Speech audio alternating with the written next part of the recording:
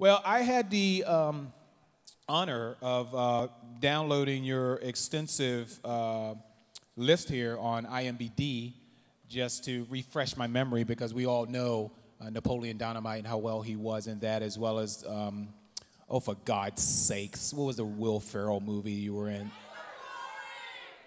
Blades of Glory, which I saw and had my head cocked to the side the entire freaking movie. I'm like, really?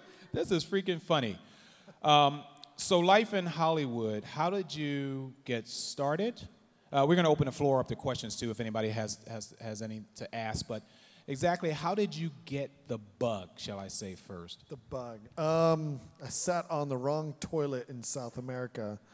No, those are worms, not bugs. Well, I got my start.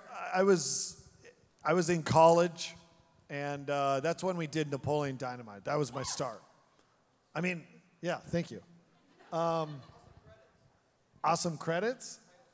Oh, title sequence. Yeah, that was pretty cool. All the food and everything. Well, if that was your first gig, how were you discovered, and what exactly did you do for someone to say, hey, I want you in Napoleon Dynamite? I think I was just me. So Jared Hess, who wrote and directed Napoleon Dynamite, we were both students in the film program at BYU in Utah. There's two people in Utah we know of now. And so, I mean, just like any other film student, you know, you act in a few things. I wasn't a big actor. I mean, I certainly wasn't professional or anything. I was probably in a couple student films. And Jared thought I could play this crusty geek. And he gave me the script for the short film, which is what we did back in 2001. And I got the script. I was like, yeah, I totally get this. I think it was kind of stars aligning, the universe kind of like, it was perfect symmetry. I don't know, I'm just using fancy words right now. It works. It works. But it works. It works because we completely lucked out. I mean, we have very similar backgrounds. We both grew up with younger brothers, large families, and that's kind of who Napoleon was. He was just the quintessential younger brother, always feeling like the world was taking a dump on him, and it is. And so I guess I just was kind of a crusty guy, and he's just like, I think you could do this. So I read it, yeah, I got it, and I was kind of like, from then on, it was history. I mean, we did the short film, and then 2 years later, we shot the feature film, and then it was really kind of all downhill or uphill, whatever you say. It was history from there. Well, excuse my ignorance, but you did the short film first. Is that out in cyberspace somewhere? It's on the DVD for all you fans. The short film is on the DVD. If you have the DVD, it's on the DVD. It's great. It's called Peluca, which is Spanish for wig, because we focus on the story of, you know, Pedro shaving his hair and getting a wig. So it's great. Yeah, Vote for Pedro. I did. That's true. Well, all of the student films that you did prior to that, are they anywhere to be viewed legally? Legally? Sure. You know what? That's a good question. I'm not sure. I haven't searched for them, so I don't know if there's the search engines. You say Jon Heder early videos before Napoleon. I don't know if that will happen. All right, all you internet gurus out there, you're on a hunt. Names. Do you have titles for some of your short films you've done? I can't remember. One was called Bike Man. I can just imagine what Bike Man was based on. You were on a bike. I was on a bike. Yep. I'd have to rack my brain a little bit more for that. I'll go home and do some research, and then I'll tweet it or something. Maybe if I can find it online, I'll post it. You had also mentioned that you were much like your character, Napoleon Dynamite. I'm a lot like him. Do you, in fact, possess multiple personalities? Well, then you're talking about like, illnesses and mental diseases. But yeah, what? What's going on? Yeah, no, I'm a lot like him. I mean, I went to scout camp growing up. I made boondoggle keychains.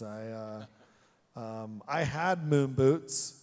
I never wore glasses or sported curly hair, but yeah, there's a lot of me in Napoleon. That movie came out 2004? Yeah, 10 years. This is a 10-year anniversary, you guys. 10 years, guys. That's right. Where's the cake? Jon Heder is here for the it's 10th right there. anniversary of Napoleon Dynamite. You will not see that next year. That is Wait amazing. another 10 years, and it will be the Jon Heder will be back at MegaCon 2024. No, 34. No, 24. 2024. I was right, first time. I had my education. It's really interesting because, you know, discussing this panel, which of course is based on life in Hollywood, Hollywood has changed drastically since, I don't know, but a lot of productions are going up to Vancouver. Where was Napoleon filmed? We shot in Preston, Idaho, where it takes place. Preston, Idaho. Yeah. Okay, so there was no desire to keep it in Hollywood to film? Well, it wasn't a Hollywood film. I mean, it was made by a bunch of college students who were going to school at BYU in Utah, because it's right on the border, and that's where the director grew up. So he just wrote about, I mean, so much of the movie is taken from his life. His family had a llama. His brothers worked at the chicken farm. Lyle, the farmer who, you know, shoots the cow and everything, he is Lyle the farmer. He is the real guy. And so we went up there, and we weren't Hollywood at all. We weren't connected to any studio, or we had no fancy producers. We just had some money from our friend's brother, and we shot the film. But marketing and all that kind of, I mean, you hooked up with a major studio. So. We hooked up afterwards, yes. Once we had the film edited and finished, then we got into Sundance, and that's where it really took off. And Fox Searchlight and MTV jumped on, and they helped us market it and tell people that this is cool. And then once people saw it for themselves, they realized, oh, yeah, this is cool. Well, it is, in fact, if I could say, an American icon. You say Napoleon Dynamite, which you're going to have to tell us how you came up with that name. Well, I didn't come up with it. Well, how the writer came up with that name.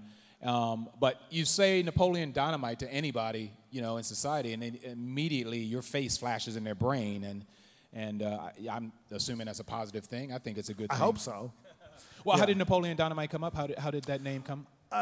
The story goes, Jared was on the streets of Chicago one time, and he was walking around, and he was talking to people, and he met this weird Italian guy who said his name was Napoleon Dynamite. And Jared was like, that is the coolest name I've ever heard. He wrote it down. He says, because he wanted to be a filmmaker at the time. He's like, I'm going to name my first movie that. That guy's not due any royalties or any, I mean, I'm assuming if that's not his legal name, you can take possession of it. No, we're going to name our next film after you, and Mark you can't Lee. do anything about it. Napoleon Dynamite. Let's keep it that.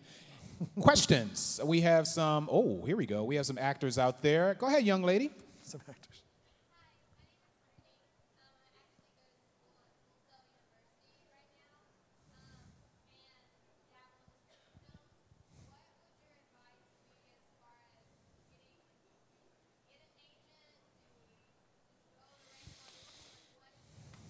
She's asking for advice. Since they're not in a microphone, we've been repeating the questions if you don't do it. No, I'll repeat. Yeah, so she's just wondering advice about, because you're interested in acting, yeah, and she's dabbling in student films. I mean, it was very unconventional how I got into the business, because I didn't have an agent. I just lucked out and met the right. I mean, you know, you get involved in the student productions. That's about the only advice in terms of that. Like, I was active and was auditioning for student films and for student plays. I didn't go out and get an agent and wasn't trying to do anything professional. I was just trying to, you know, get to know the film crowd and the people who are going to see you and want to work with you.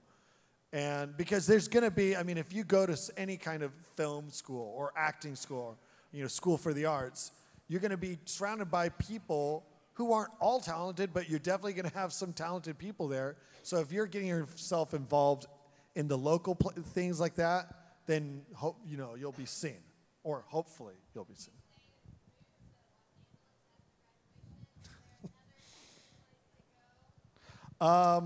She's asking, would you travel out to Los Angeles to pursue your career, or are there any other places to go? If you have a hit indie film under your belt, go ahead and move to LA.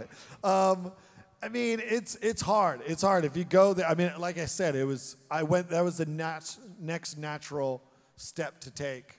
But again, I had a big foot in the door to go out there, just to be. I mean, if you're willing to go, go to a lot of auditions and put yourself out there, sure. I mean, I don't want to say do it because I have friends who are still struggling and have been doing this forever, and they seem happy, but I've also seen the struggles, so it's tough. If I could say this, the way you got into it was basically a friend said, "Hey, let's film this." Yeah. Okay, and then you guys decided to market it on your own, or you showed it to someone who then said this should be in Sundance. Am I correct? Well, we didn't really market it. When we made it with the intent to try to get it into Sundance. Because if we knew Sundance is like the launching point of so many, indie films, that like if you're going to be seen and given a chance, it's at Sundance. But we knew we had to get it in the right hands. And we just happened to have a guy who knew someone who could get it into their hands, and they liked it. I mean, you have to make something quality, right? Or else they won't, And in fact, there are a lot of things of quality that are being produced right now. You, back in, it had to be before 2004, because Napoleon Dynamite came out in 2004, usually, a year or two production. You guys were a year or two behind that. So around about 2000, 2001, you guys decided to do this. And I think the avenues were not that immediately available. And what I'm referring to is all of the fan films that you guys are seeing on the internet right now that's becoming big-time, major stuff. And these are just a bunch of guys, especially all the Star Trek miniseries fan films that you see that are being produced. Vic Mignogna, who's here this weekend, has done a Star Trek series. And that's getting a lot of airplay in the media in terms of what they're doing with homegrown productions, which if you want to be an actor or an actress or anything of that sort, friends get together and say, hey, let's film something. And it seemed like the most available avenue right now would be the internet, but you guys didn't go directly to the internet. You said, hey, this is perfect for Sundance. So, I mean, pretty much touching on her question, do you need to go to Hollywood to, follow your dream? Not necessarily, is the answer. Was that rhetorical? No, you hit right on it. It's not anymore. Yeah, Hollywood seemed, I don't want to say Hollywood's going to the wayside. Hollywood is Hollywood, but a lot of filming, Vancouver, Louisiana, Savannah, Georgia has been getting a lot of business. Where? Detroit. Seriously? Interesting. Very interesting. You had one there. Go ahead. Yeah. I think we all agree that Blaze of Glory is an icon of American cinema. She like stands up. Okay. I truly believe that. And so I think we all want to know when Chaz Michaels and Jimmy McAvoy are going to reunite. Because we saw them reunite. But what happened after that? We battled the lizard race of trogs in space. I mean, I would love to do another one, if that's your question, or maybe we'll do it in comic book format. I mean, that's why we're here, right? But has it been explored? Sequels are all over the place. Remakes are all over the place. Obviously, like she said, it's part of our nature, our psyche right now. Why don't you guys come back? Why don't we come back? I don't know. Do another one. I mean, it's not my call, but I would say yes if they wanted to do another one. I mean, it's hard. You have to imagine, like, okay, they already mined most of the comedy they could get from two dudes going and ice skating. All right, we've seen it. So what would a sequel have to offer besides more glorious outfits? Well, that's probably all you need. You're right. You're right. You're Don't right. need anything else, right? I'm talking to the wrong people. Like, glorious outfits? More awesome, like, costumes? Sweet. Oh, my God. More rhinestones, more glitter, more fur, you know? Yeah, more sequins. What you got? That is a question. He asked if he could have some of my tots, and I'm going to tell him no. No, because I haven't flippin' eaten anything today. I'm starving. Huh? Her slop? I've never heard it go. Yes, she ate her ham. It was disgusting. He's like, We can go with quotes like that, and I hope you guys come up with more. Quotes like that from Blades and from Napoleon well, not all day, but that's awesome. whoa, Go ahead. hey, come on. What's my favorite animal? No joke. It used to be a lion, and now it's a tiger. I'm not joking. Growing up, a liger. That was a slip. That was a slip. It was leading to that. A lion was my favorite animal as a kid. You know, you have your official favorite animal. All kids do. And it was always a lion. But then when I got into adulthood and I matured, I was like, no, I think I like tigers more. I love big cats. So ligers go right around there. But ligers are kind of frumpy in real life. So they're not as sexy as a tiger. So they're not bad, but I'd much rather have a tiger than a liger. You two together, right? Okay. Is it a question each or just both of them? Oh, then I guess you get to go one right after the other.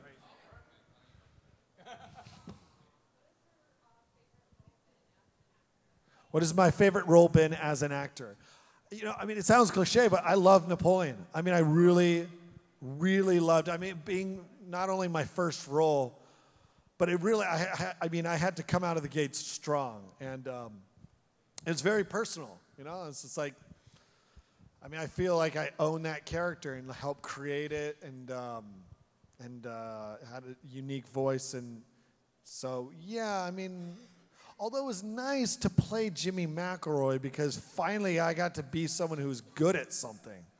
I normally played guys who had no skills, and now I had a sweet, ice skating skills. Your father must be pretty proud of you. My father's very proud of me, yes. In different ways. Does he own anything in his office at his practice? Yeah, he has a drawing. I used to draw. I'm an artist, and I drew a picture for him when I was a kid, and he still has it framed. I know. Husband's turn. Yep. Oh, thank you.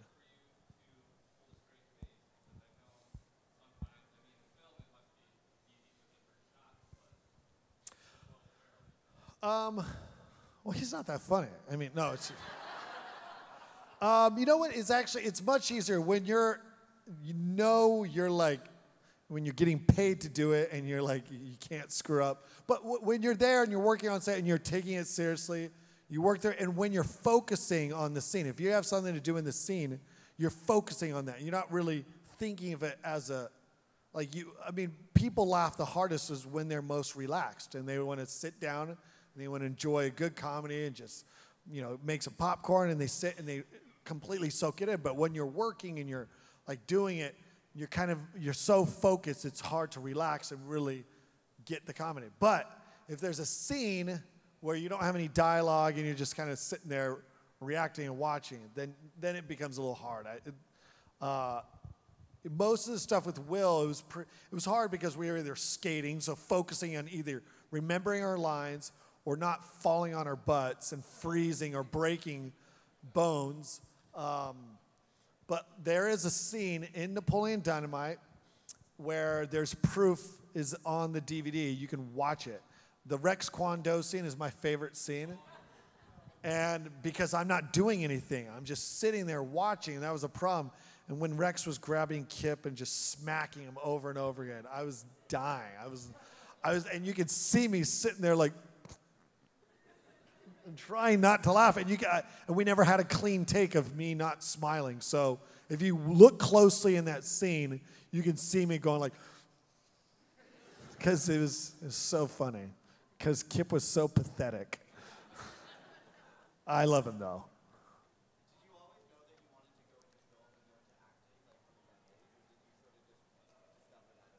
He's wanting to know if I always knew I was gonna wanted to go into film and acting. From a pretty early age, like I said, growing up I was really into art, and I always thought, as a kid, I was more like, I'm gonna be an artist. And then when I got into high school is when I started making videos with my buddies, and that's when I really had a love for film. And it was pretty much since high school, I want to go to film school. I want to get into film, whether it be acting or writing or directing or producing, whatever. And so, yeah, I mean, pretty much from high school.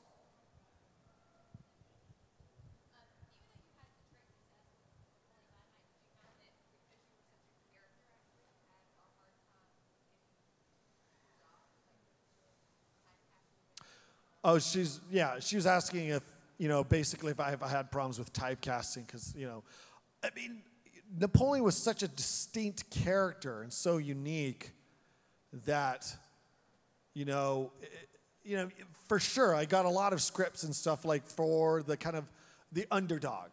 I really was almost the general, like the guy who's the loser, the underdog. I mean, School for Scoundrels, I play the underdog who wants to get the girl. In Benchwarmers, I play, another weirdo loser who doesn't know how to do anything, and lives with his mom. I play a lot of characters. I just did a pilot for Fox, which I hope gets picked up, so fingers crossed, where I play a guy who lives at home with his mom. And I see a pattern.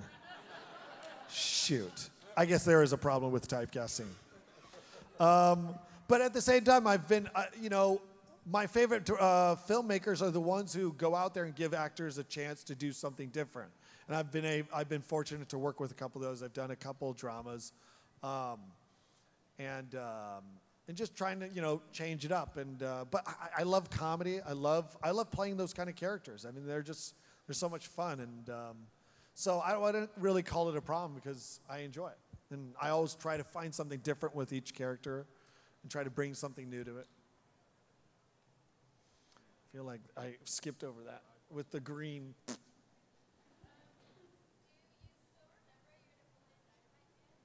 Ah, shoot, why did I ask her?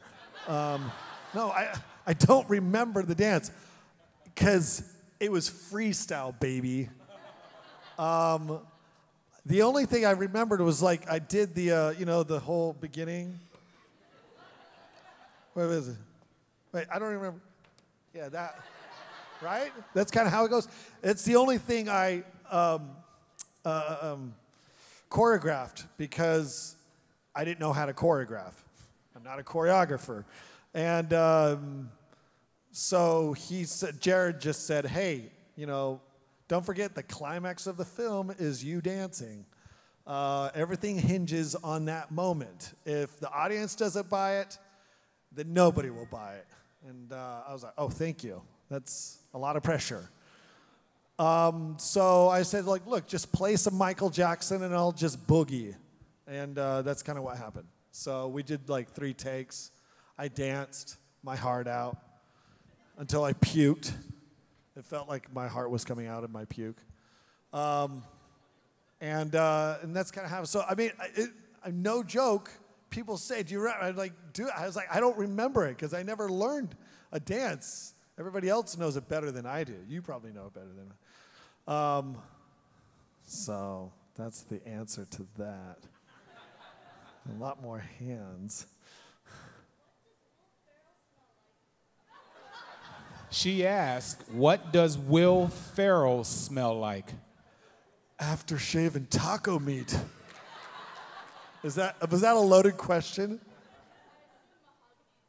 No, he's a mix of mahogany and beef. So, what would that be? Like a kitchen? You what? Yeah, a little rubbing alcohol. Yeah. Yeah, that's what he smells like. I feel like you keep getting the front row. Yes, young lady. Yeah.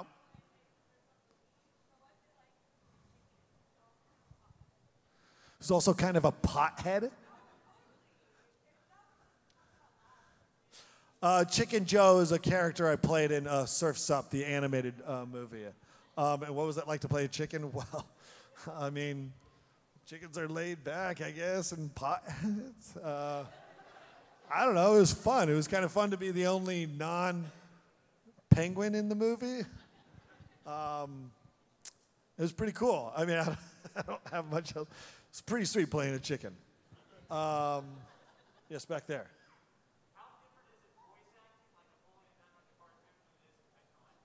So how different was it though? Because we did for those of you who don't know, we did 2 years ago.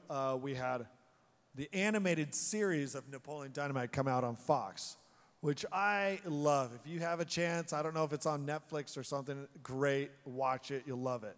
If you love the film and you like Simpsons, it's a perfect blend. But it was very different because, well, it was very different at the same time. It was kind of weird, kind of just slipping right back into character. It's like we'd show up, I mean, except I'm not wearing swampy moon boots and tight pants, and I don't have to do the hair and makeup, which is great. But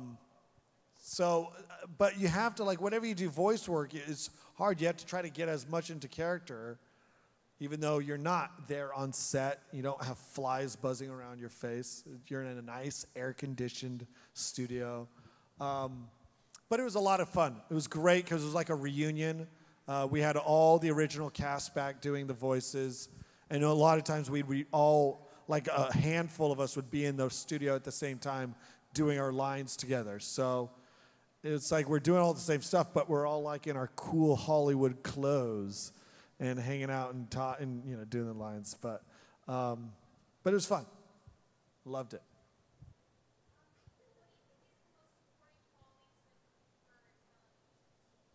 The most important qualities that when looking for a talent agent. Someone who's going to fight for you. Someone who believes in you, who's going to stand by you and really actually try to find work and find work that matches you. Those are the, I think, most important qualities.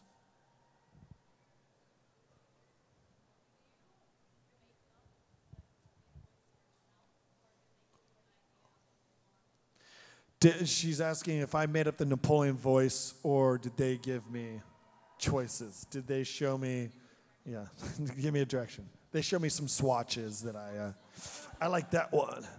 That one's more like, hey, what's going on? This one's,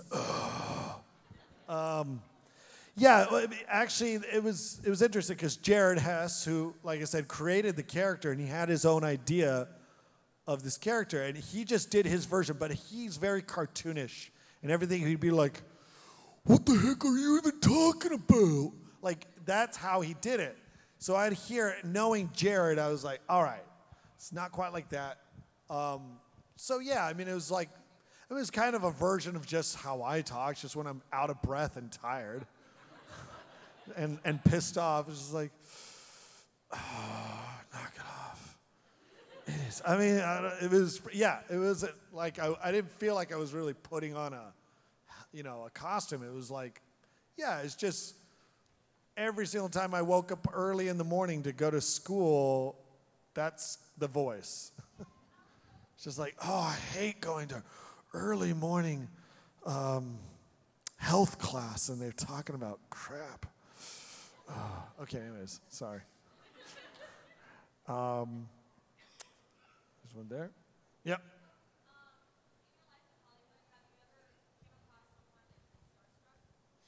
Have you ever come across someone where I've been starstruck?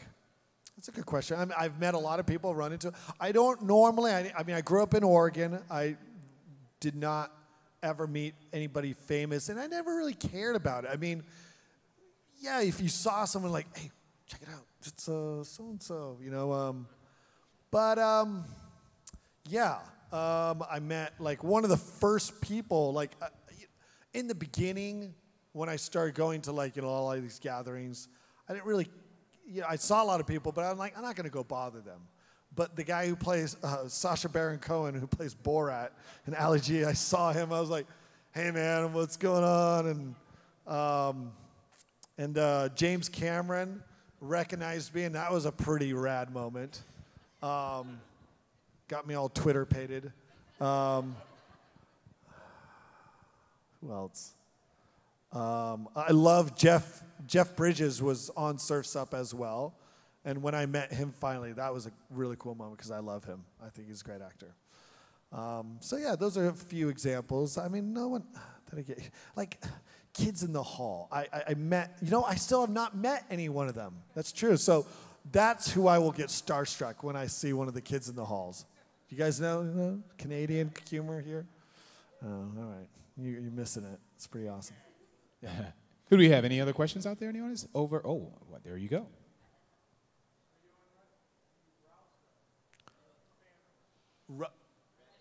Reddit. This is the second time I've been asked about that today. Or is it you? Reddit? Yeah, no, I was asked about it. Does everybody know Reddit? Oh, gosh. I am way out of it. The front page of the internet has pages? Wait, the internet?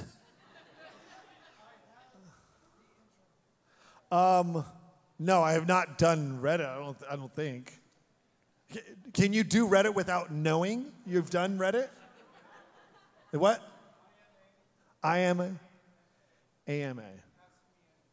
Yeah, that's the same time. What do you guys all go to the same club? Is that big here in Florida? Is Reddit? It's kind of a thing. All right. It's like Chive is a big thing that I just only discovered through these conventions. I learn a lot of these things. You guys are great. It's like going to school again, but like the bizarro version, where the teachers smell and the no, just kidding. No, I'll check out Reddit. I'll check it out. Yes. Yes, you in the blue.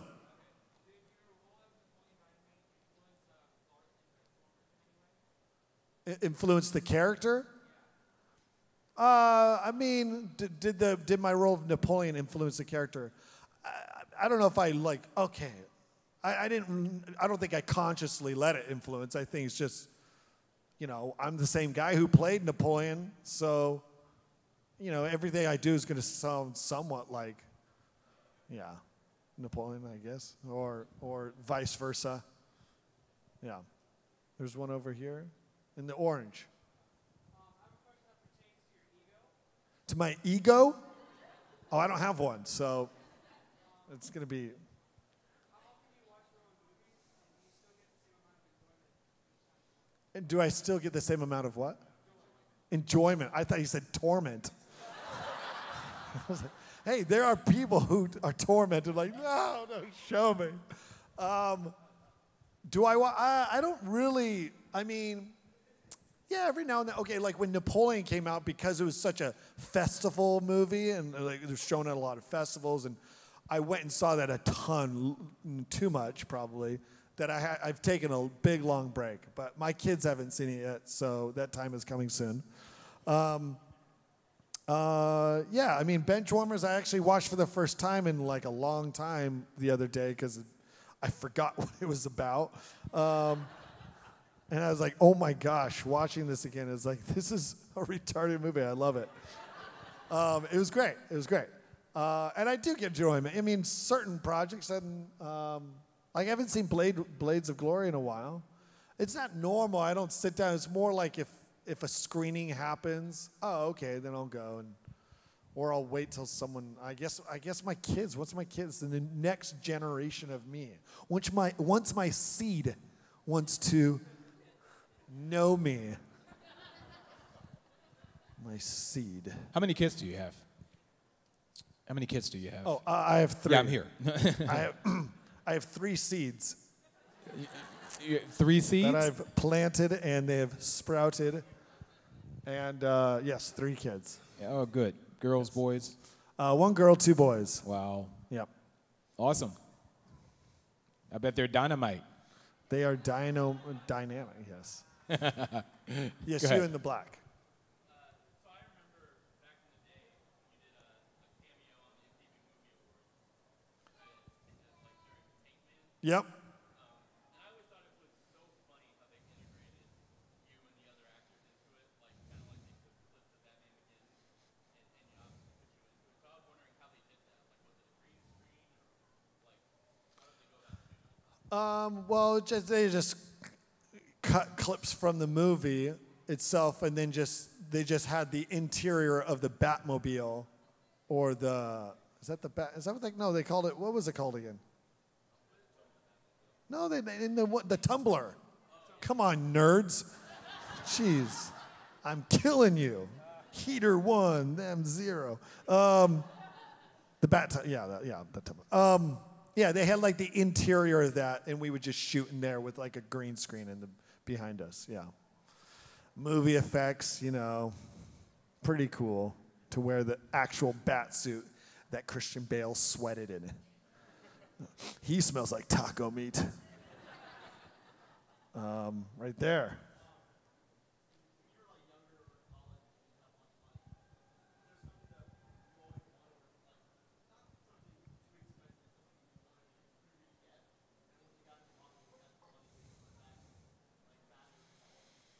That I indulged in?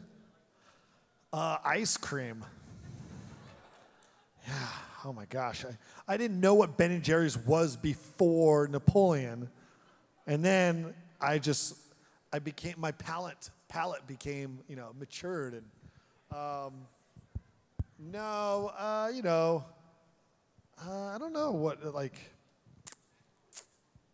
don't know if there's anything I indulged in. When did you see your first paycheck, though, after Napoleon? So How much long? talk about money. I didn't, because I was paid beforehand. Yeah, that's normally how it works. But I got a little home theater system. That was nice. I like that.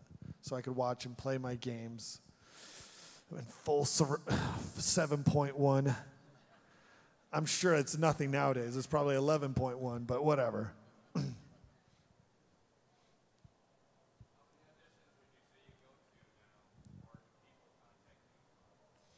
a good question. I guess it depends on the season. I mean, sometimes there'll be, huge gaps of time where I don't go on any auditions. And then pilot season comes around and you're going and doing lots of auditions. And sometimes you get called and offered things. And sometimes you put yourself on tape and send it away to, an international company or something. I don't know, fair. I don't know. I can't think of a number, but it happens. Both of those things, yes.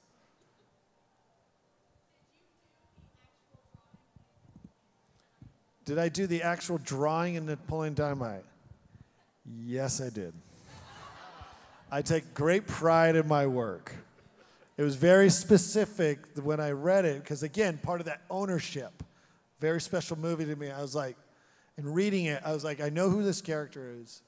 And I grew up in the art world because I was an illustrator, and I was surrounded by other kids who wanted to be illustrators but weren't very good. And I was like, that's the look you're looking for. The guys who spend, 5 hours shading, some random body part or trying to make it look good, and they're pretty good at this one thing, but they get all the proportions off. Anyways, I took all that knowledge and I did all the drawings, yes. I was some of my favorite. I think they're up in the Smithsonian now. You can't really find it now.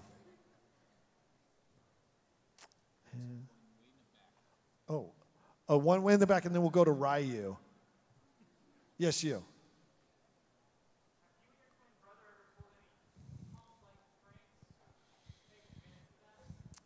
I have a twin brother? Shoot. I'm him. Well, that would be a sweet gig. Just send him on these things.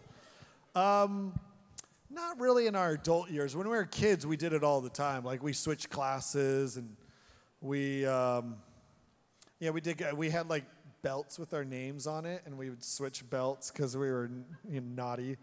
But when we're out and about, people will often go to him first. And he's like 10 pounds, 15 pounds heavier than I am, so that doesn't make sense. Rude. But no, we don't pull as many pranks now. We look different enough that most of the time, people can tell. Is your brother in the industry right now, or was he? He is an animator. He's a computer animator, and so yeah. What's the name of your Fox pilot? Well, I can hear him through the microphone. Is that like their setup? Yeah, that's two. Perfect. The name of the Fox pilot is called No Place Like Home. So, if it gets picked up, look for it on Fox.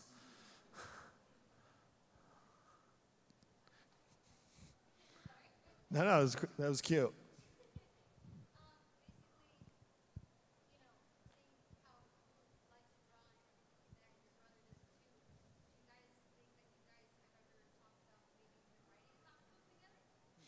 We actually have. We actually did a little bit of that when we were in high school. We tried drawing our own comics, but we've talked about getting into animation kind of with comic books, less on the drawing, the comic books. Like we've talked about hiring guys to create a comic book for us, but using our ideas and some of our artwork and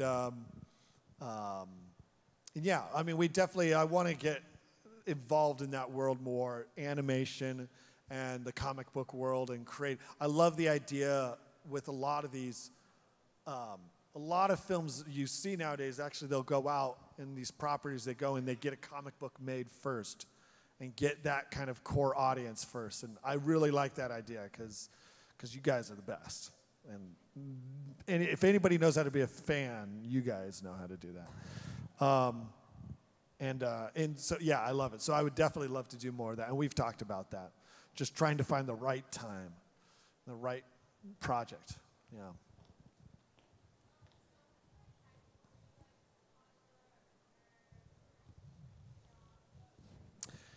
What was I in high school? Popular, jock, or nerd?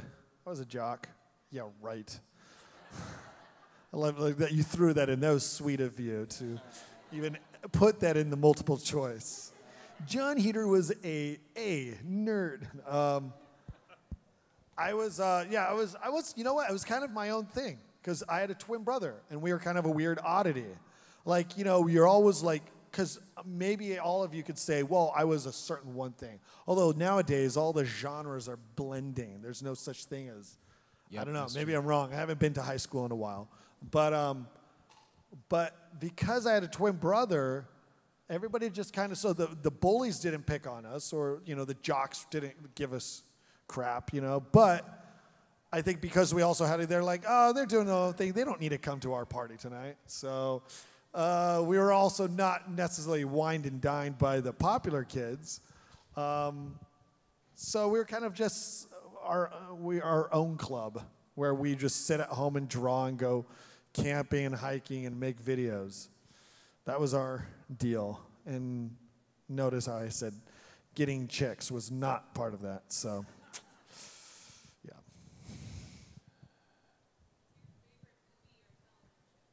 What's my favorite movie or television show? Ooh, jeez. You got to go on my online to see my list of my top 5, top 10. Well, like I was saying before, Kids in the Hall is one of my favorite TV shows ever. I love Futurama. I love,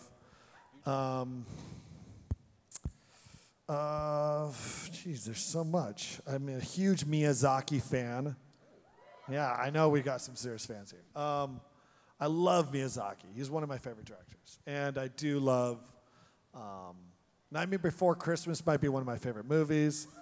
Yeah, I'm nailing it tonight. This afternoon, whatever. I mean, there's just a few of my favorites. I mean, the Coen brothers, Raising Arizona was always a. Yes, I am 3 for 3. All right, let's try this one out. Raise the Red Lantern. Anyone? Oh. That was a setup. I knew that was going to go down. Come on, that's a great Zhang Yimou film from China. Anyways, yeah. So yeah, those are a couple examples. Like, what do I watch now? I mean, I love. What do you watch? Star Trek. I do love There you Star go. Trek. I'm not going to lie. What are you watching currently?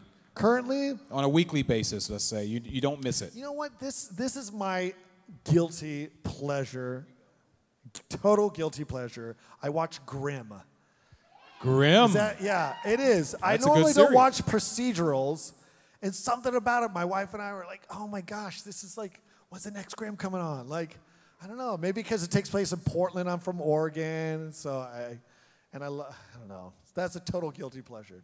And outside of that, Battlestar Galactica was pretty rad. Yeah. That was a great show.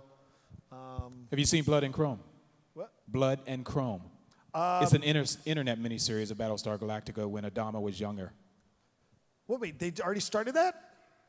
It's Shoot. been out for a while, yeah. Well, wanted to say I was a fan. No, I have not seen it yet, and Have I to will see that. definitely check it out because I saw Caprica and everything. But yeah, that's some of the stuff. I'm trying to think of Archer. That's a great show. That's one of my favorites. All right, we got some Archer fans. Archer's a great one. I got yeah, other good sci-fi ones. I mean, Walking Dead. There you go. What's the last good sci-fi movie you've seen at the theater? I guess you could call it sci-fi. I was nutso about Gravity. I was like the best Gravity. movie I'd seen in so long. So there was that, And Her was a great sci-fi film. I loved Her. I was like one of my favorite movies last year. All right, I've done pretty well today, I'd say. All right. Wow, that was a long question, but I mean, I could talk favorite things all day long. Well, you are a fan of one of my top musical groups of all time. Led I'm Zeppelin? a huge Zeppelin fan. Yes, indeed. yes. I am a huge Led Zeppelin fan. Yeah. I don't go anywhere without Zeppelin.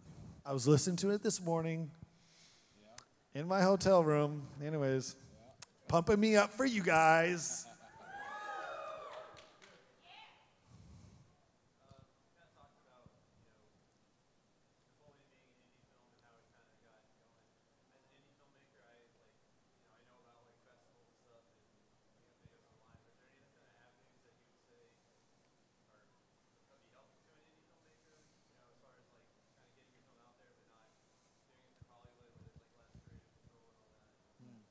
So he's asking, like, any other avenues you can go down for an indie filmmaker to, show their work and stuff besides the festival route.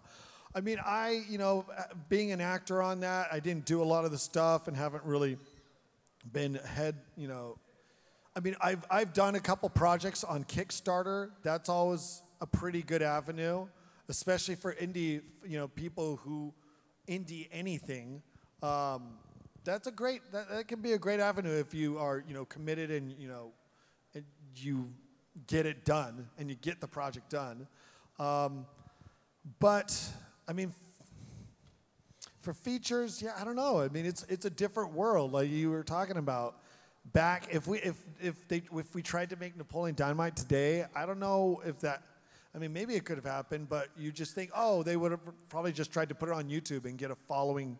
I mean, nowadays it seems like everything has to be established on YouTube first. Get a following for this kind of thing, or at a smaller scale, get a fan base. Like we were saying, like make a comic book and get a fan base for this project so that we can make a movie later.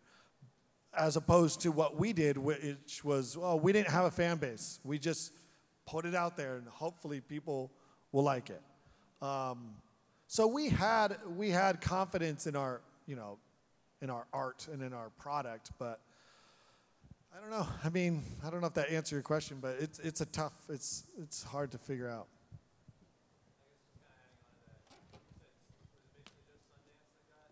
Yeah, yeah. That was our main plan. Was let's get into Sundance. If Sundance didn't pan out, they probably would have just tried other festivals. But they knew Sundance was their best shot, for sure.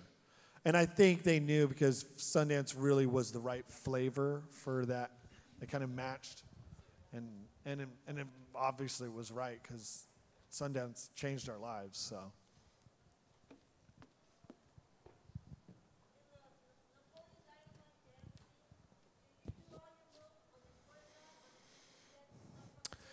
You walked in late, didn't you? You missed it. I did the whole dance up here. Yes, it was just the first 8 counts. That's my dancing terms. Were choreographed. The rest it was all freestyle. All right, ladies and gentlemen, we're going to have to end our session here at the scheduled time so they can turn this room around. Jon has been very insightful to all of you guys. I hope you have gained something from his talk. I know I have. It doesn't matter if you haven't. Don't worry. Just hopefully you were entertained and not bored. Remember, he is here all weekend. I'm not sure when his photo session is. Make sure you check your programs. But he is also in the star signing area behind a table. Make sure you guys go and visit him. You can get at least 6 inches from him during that time rather than the 4, 5, 8, 20 feet away. But Jon Heder is an incredible guest. We're really happy to have him here this weekend. Blaze of Glory, Napoleon Dynamite, and many more things. So without any further ado, ladies and gentlemen, Mr. Jon Heder. You guys are awesome. Thank you. So, it was a little light show. No. Whoa.